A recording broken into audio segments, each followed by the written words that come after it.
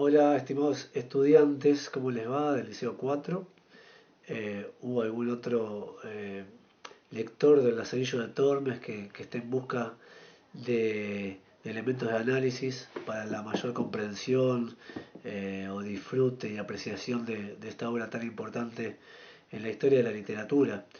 Lo que voy a tratar de aportar es, bueno, precisamente alguna información de las circunstancias que rodean a la obra, algunos elementos valiosos que me parece importante considerar para entender la relevancia, la originalidad de esta obra, eh, sin ingresar en la lectura de los tratados en sí, cuestión que dejaremos para otra oportunidad, eh, pero sí en base a ciertos elementos que nos van a permitir captar un poco la profundidad y el valor trascendental de este texto.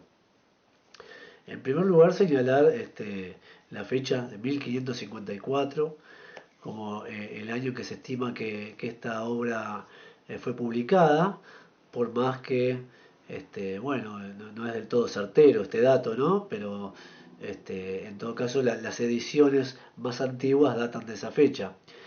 El autor, como ya saben, es anónimo, más allá de las hipótesis que existen respecto a la autoría. Eh, y podríamos suponer que el anonimato del autor está relacionado con el contenido y con la peligrosidad que representó esta obra en su momento, por la fuerte crítica que presenta frente a los sectores de poder de aquella España casi aún medieval, representado, como ya sabemos, por el orden clerical, por el clero y por la nobleza. Estas cuestiones las veremos ahora más adelante, pero vamos a empezar por señalar algunas novedades que nos llevan a la crítica, aparte de la crítica, a identificar esta obra como la primera novela moderna. Entonces, ¿dónde está la modernidad de esta obra? ¿Dónde está su originalidad? Y bueno, digamos que en muchos aspectos. A ver, en primer lugar, podría decirse que es una de las primeras obras que empiezan a crear la literatura como se la concibe hoy. Es decir, no con un fin didáctico puramente, no con un fin didáctico exclusivamente, sino que empieza a entenderse la literatura como artificio, como realidad ficticia, ¿eh? Eh, que cuenta con determinadas herramientas, recursos con los que se puede jugar, manipular y construir un relato eh, que hace referencia a una realidad, pero con la cual no tiene una relación transparente y directa. Hay varios elementos que le otorgan un estatuto, digamos, de ficcionalidad o rasgos ficticios que enriquecen eh, la dimensión literaria de la obra. En primer lugar, diríamos que este autor anónimo crea a un narrador protagonista que es Lázaro de Tormes.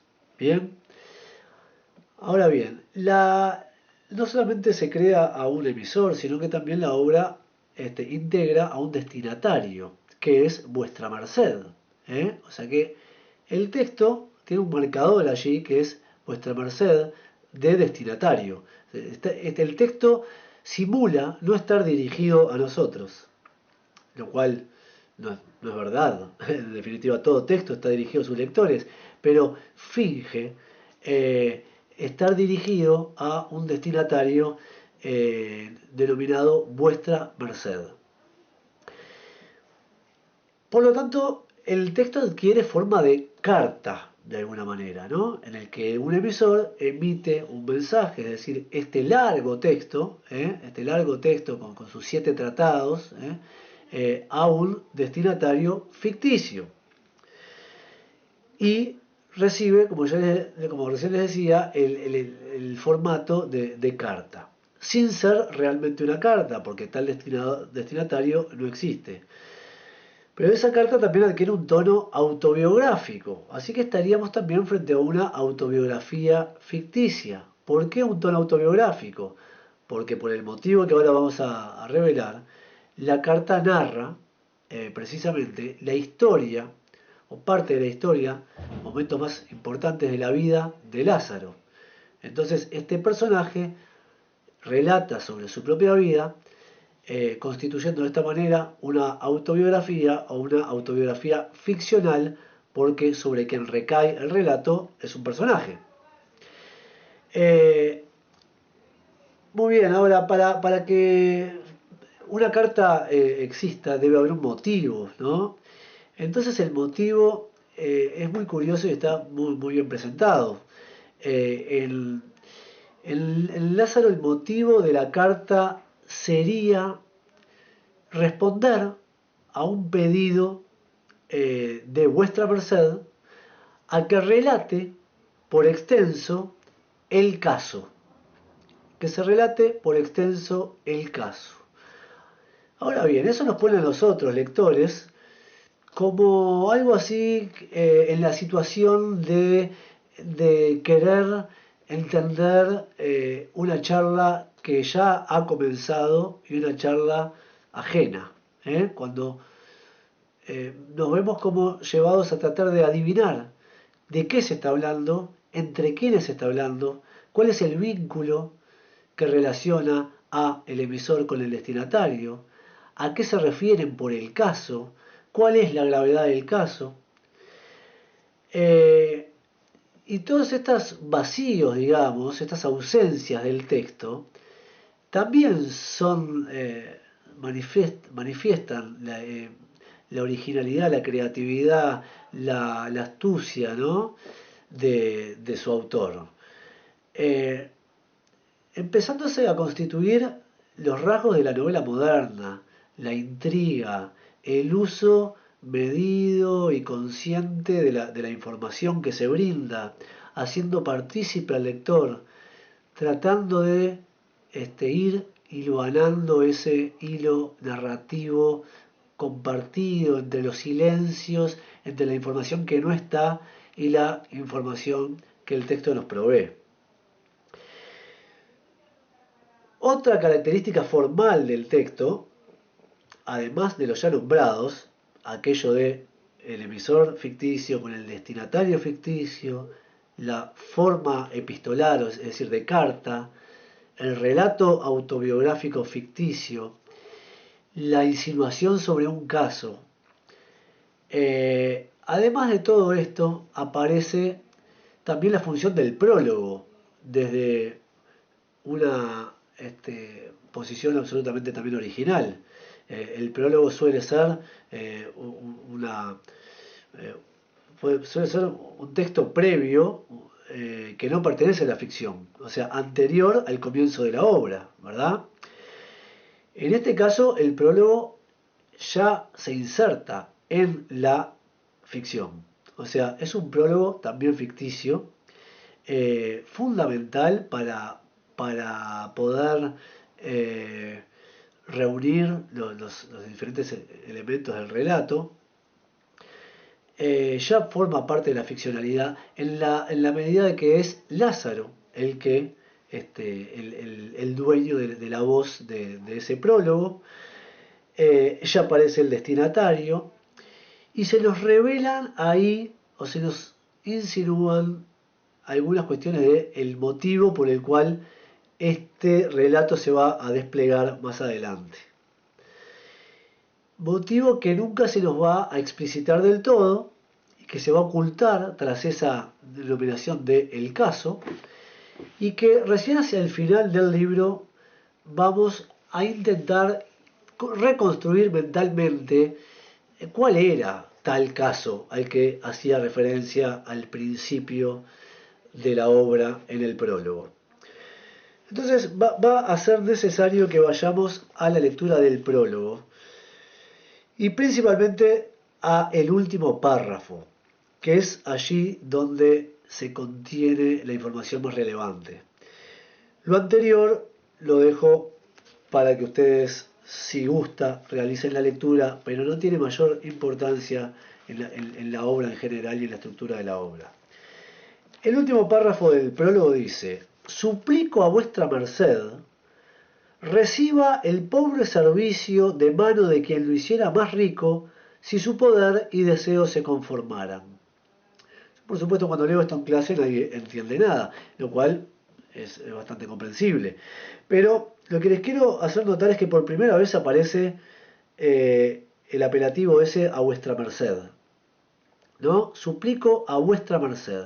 Tenemos la aparición del destinatario, sin previo aviso. Ya entramos a meternos en esa conversación ajena. El emisor Lázaro se está dirigiendo a vuestra merced. Ahora bien, ¿cuál es el vínculo entre Lázaro y vuestra merced? Y bueno, por la forma en que lo llama, tiene todo el aspecto de ser una autoridad. Pero además dice: reciba el pobre servicio de mano de quien lo hiciera más rico. O sea, seguramente es un servidor. Está en relación de superioridad, de autoridad, en relación a Lázaro. Y continúa: y pues vuestra merced escribe, se le escriba, y relate el caso muy por extenso. Entonces acá tenemos este escribe, se le escriba, que siempre resulta bastante enigmático para los estudiantes, por la forma en que está escrito, pero básicamente sería: y puesto que usted me escribió anteriormente que yo le escriba esta carta para relatarle el caso, por lo tanto también se constituye ahí una especie de antecedente a esta conversación ajena de la que nosotros no estamos enterados y que ellos sí. Por lo tanto, la conversación que se lleva adelante, se lleva a cabo entre el emisor y el destinatario, se mantiene un poco oculta para nosotros, que tratamos de abrir bien el oído para poder meternos en la conversación. Entonces dice que ustedes, o sea, esta autoridad, vuestra merced, habría solicitado o demandado, quién sabe, a Lázaro que le escribiera, que le describiera y que le relatara el caso muy por extenso. ¿Tá? Y ahí aparece la cuestión del caso, que por ahora es un agujero negro, que no sabemos cuál es su sentido, su significado. Pero todo tiene el tono de una demanda, de una acusación, de que hay algo que Lázaro debe aclarar frente a una autoridad. Y dice: parecióme no tomarle por el medio, sino por el principio, porque se tenga entera noticia de mi persona. Y eso también es un momento clave, es decir, está diciendo que no se le voy a contar el caso por el medio, el caso en sí, el caso cerrado en sí mismo, sino que lo que le voy a contar es desde el principio, para que tenga entera noticia de mi persona. El principio va a ser su nacimiento. Entonces, esto de que voy a contar el caso desde el principio para que tenga entera noticia de mi persona, es lo que en definitiva le otorga y le va a otorgar a la obra y a los personajes una profundidad, una visión humanista, una perspectiva histórica, creo que o jamás o pocas veces vista en la literatura anterior. Digamos que los personajes adquieren, a través de esta obra, adquieren una dimensión psicológica, una dimensión sociológica, que los explica como consecuencia de una historia, que los explica como fruto de un medio ambiente, que nos explica a todos nosotros como de alguna manera personalidades, caracteres, conductas, pensamientos, inscriptas en un relato que nos precede, anterior, que nos constituye, que nos explica, que nos justifica, que nos otorga una razón y un sentido de ser. Los personajes no son ya planos, no representan una sola cara de la moneda, no son buenos, malos, nobles, villanos, etcétera, etcétera, sino que adquieren una dimensión histórica, un pasado que los explica, que los justifica, que los determina. Entonces Lázaro... Bien, y la cosa no queda allí. Lázaro dice, bueno, pues usted escribe que le escriba, que le relate el caso muy por extenso. Parecióme no tomarle por el medio, sino el principio, porque se tenga entera noticia de mi persona. Y también, atiendan esto, porque consideren los que heredaron nobles estados cuán poco se les debe, pues fortuna fue con ellos parcial, y cuánto más hicieron los que, siéndoles contraria, con fuerza y maña remando salieron a buen puerto. Y ahí termina el prólogo con este golpe de mesa que es absolutamente revolucionario o demandante o denunciante respecto a el equilibrio del poder, respecto a las desigualdades, respecto a las distinciones de clase, incluso hasta, como recién decíamos, si de alguna manera constituye la semilla de lo que después será la psicología o la sociología años después, eh, también constituye un hito importante en las reivindicaciones sociales, ¿no? En las luchas de los desfavorecidos, eh, que desencadenarán más adelante en la Revolución Francesa, ¿no? 1789, como símbolo del hartazgo del pueblo respecto a los beneficios y a los privilegios de los grupos de poder, como el clero y la nobleza, o posteriormente en el siglo XX con la denominada lucha de clases. Pero acá tenemos, sin una lucha de clases, por lo menos un planteo que problematiza, que otorga una perspectiva ideológica novedosa sobre las distinciones entre los nobles y los pobres y los estados de cada uno. Entonces se le dice directamente a vuestra merced, ¿no? que es un representante de la nobleza, le voy a contar mi vida por extenso, entre otras cosas para que consideren los que heredaron nobles estados, ¿no? Cuán poco se les debe, pues fortuna fue con ellos parcial, o sea, porque la suerte estuvo de su lado. ¿Qué mérito tienen por estar donde están? ¿No? ¿Cuál es el mérito? ¿Qué es lo que se les debe? En comparación incluso a aquellos que, siéndonos la fortuna adversa, remando y con maña llegamos a buen puerto. O sea que si el mérito está de algún lado, estaría de quienes empezaron de abajo. Entonces esto relativiza una cuestión que era incuestionada anteriormente, que era naturalizada, que era aceptada casi como una decisión divina, la de pertenecer a uno u a otro extremo de la pirámide social. Entonces, este fuerte tono reivindicativo, de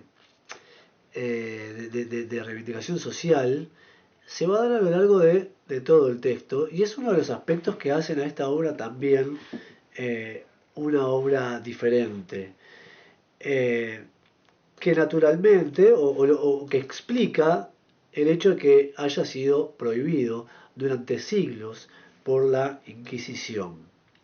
O sea, esta agencia, digamos, policíaca de la Iglesia Católica que prohibía, censuraba, eh, eh, hostigaba de alguna manera a toda aquella manifestación que atentara contra sus intereses. Y bueno, el Lazarillo no es necesario conocer al autor, quizá para darnos cuenta que pertenece a aquella corriente denominada erasmismo, ¿no? O sea, por el contenido de la obra podemos notar que está influida por Erasmo de Rotterdam, este líder del movimiento erasmita, o sea, del erasmismo. ¿En qué se vislumbra el erasmismo en la obra? Bueno, todos estos elementos ideológicos que veníamos mencionando. La crítica al poder establecido en base a acusaciones de hipocresía, de injusticia también. Es decir, ¿cuál es el mérito? Se empieza a cuestionar la razón de la distinción. ¿Eh? ¿A qué se debe? ¿A qué se debe que los nobles sean nobles? Que los integrantes del clero constituyan un círculo de privilegio, que además dictan desde ese lugar las normas morales y dictaminan justicia. Lázaro va a cuestionar esto. Él, al defender su caso, de alguna manera está problematizando el lugar o la posición de la justicia, de dónde proviene.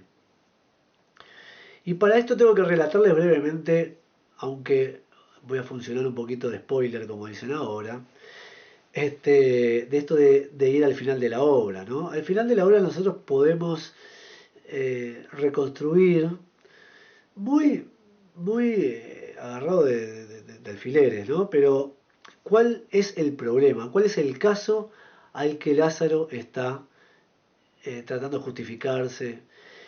Bueno, aparentemente Lázaro, luego de pasar por 7 amos, accede a un estado de cierto confort, de cierta comodidad, de cierto equilibrio o estabilidad.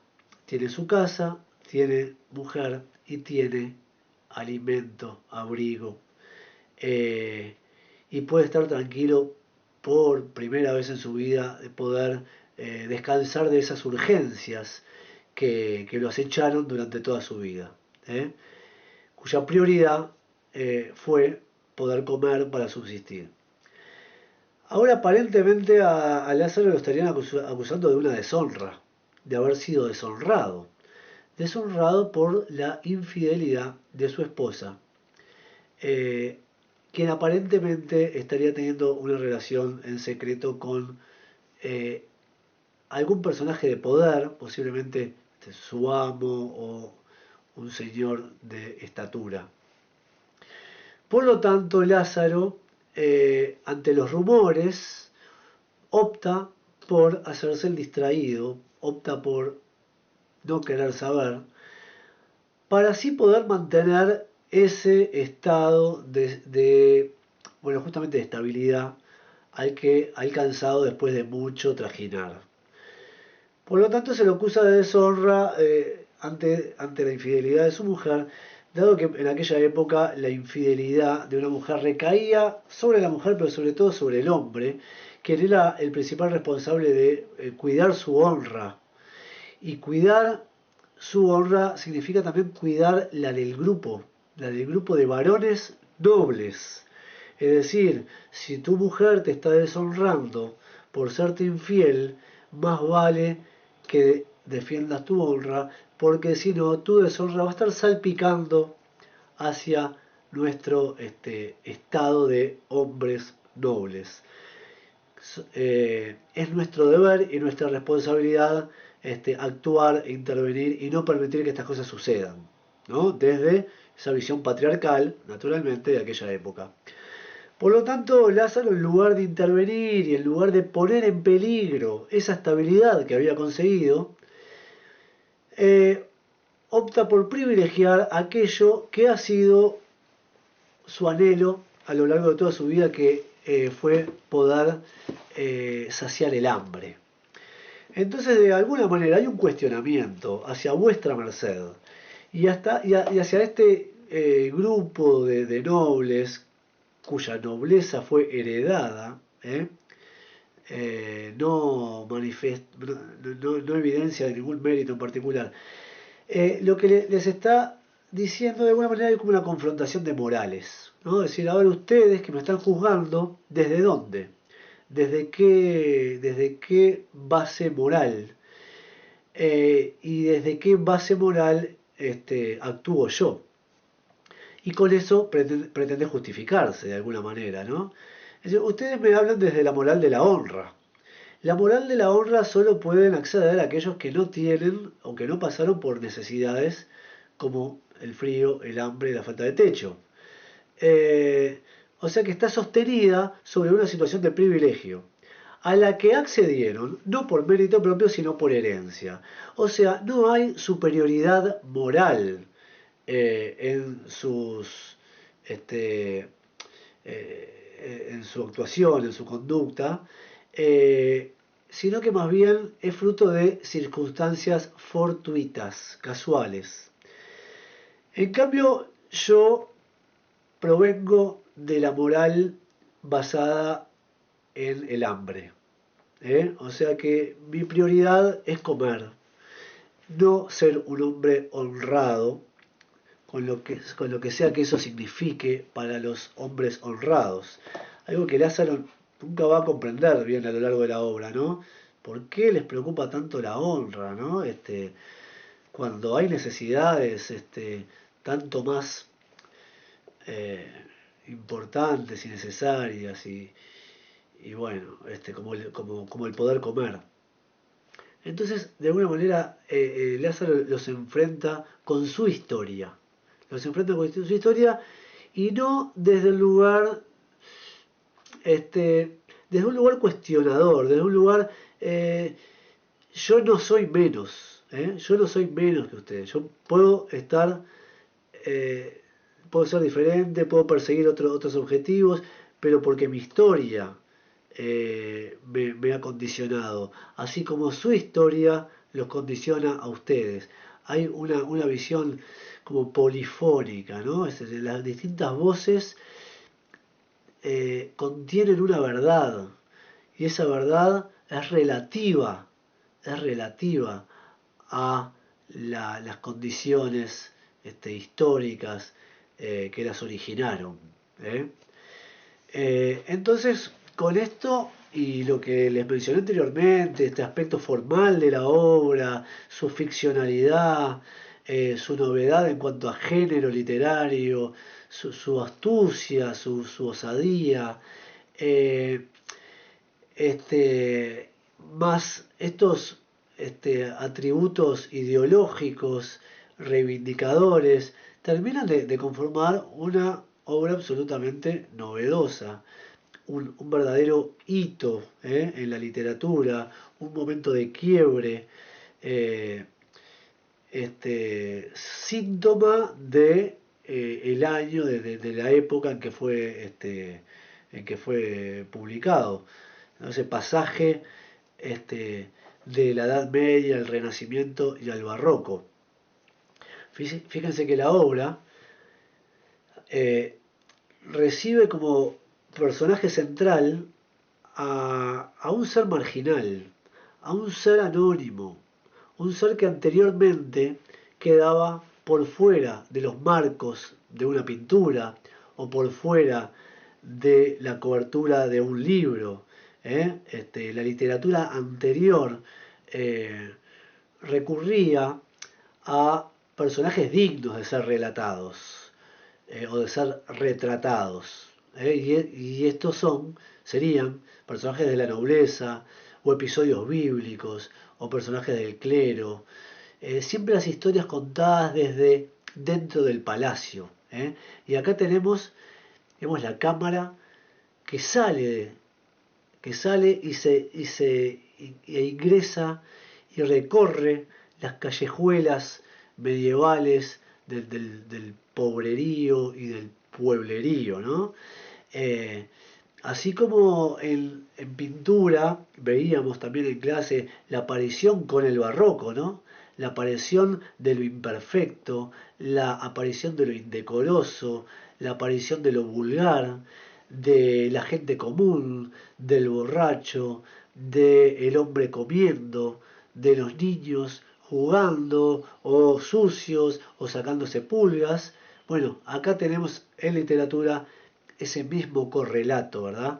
En literatura la aparición del marginal como figura que se defiende de alguna manera a sí mismo. Es decir, como que toma la voz, como que no solamente aparece como un personaje, sino como una voz, como una posición, como una verdad. Adquiere importancia e interviene desde su voz en, en las demandas y en la construcción de lo social. Y antes de terminar nos quedaría hacer un último comentario respecto a otro rasgo de la obra que corresponde a el carácter erasmita de la misma, es decir, su vinculación con el pensamiento erasmita, con el erasmismo, ¿eh? Corriente de pensamiento liderada por Erasmo de Rotterdam, que de alguna manera se puede claramente vislumbrar en el contenido de esta obra. Podemos no saber quién es el autor de la obra, pero sí podemos suponer, con buenos argumentos, que quien haya escrito la obra, además de ser una persona culta, formada, letrada, ¿no?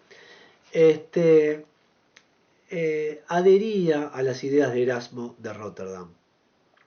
¿Y en qué sentido? Bueno, si nosotros logramos, sería bueno que lo lograran, eh, acercarse a la lectura de la obra de Erasmo, por ejemplo, el Elogio a la Locura, van a ver que representa un vehemente discurso confrontador, filoso, punzante, contra sobre todo contra los dos grandes grupos de poder que representan el clero y la nobleza. Y realmente en aquel libro no se salva a nadie, desde el Papa para abajo o desde el Rey para abajo. eh, eh, Erasmo, con un estilo ciertamente humorístico y también irónico, profundamente agresivo e hiriente, va como cacheteando, digamos, a esta fauna de personajes de la época, eh, denunciando la hipocresía con que se movían o la injusta posición en la que se encontraban o cuestionando la posición de poder que los legitimaba, digamos, ¿no? Eh, entonces, bueno, se entendía que la Iglesia Católica era una organización para provecho personal de sus integrantes, una institución corrupta, hipócrita, que no representaba fielmente la palabra de Dios, que al contrario de llevar una vida de índole espiritual, que era un poco lo que su palabra promovía, más bien se volcaban a vidas fuertemente vinculadas a lo material, ¿no? A la ostentación, al lujo, a la acumulación, y que lejos de acercarse a la gente como todos iguales e hijos de Dios, lo que generaba era un escalonamiento que los distanciaba de los demás hijos de Dios y que llevaban una vida también contraria a lo que representaba la imagen o la idea de Jesús, un descalzo que estaba cerca de la gente, de los enfermos, de los pobres, y que toda esta institución de poder eh, mediaba innecesariamente entre el hombre y Dios. Y a la nobleza atacaba con similares argumentos, ¿no? Una posición adquirida de forma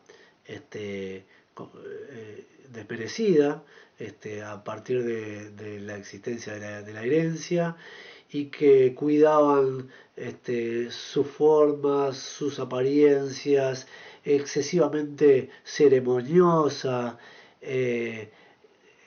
atenta al detalle del aspecto, de lo que se veía para afuera, ¿no?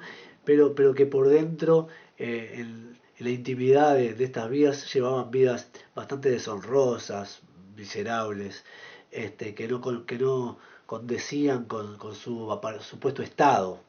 Entonces, ese ataque feroz hacia la hipocresía, hacia el engaño, hacia la mentira, creo que fue el principal objetivo de Erasmo y también tiene gran presencia, notoria presencia en esta obra que fue acusada, erasmita y prohibida durante siglos por la Inquisición. Bueno, la vamos a ir dejando por acá para que no se nos haga demasiado largo. Además, tenemos oportunidad de seguir charlando sobre el Lazarillo cuando avancemos en la lectura del Tratado 1 y del Tratado 3, que son los dos tratados que pienso que iremos a estudiar en este curso. Bueno, nos estamos viendo en clase. Un abrazo, saludos a todos.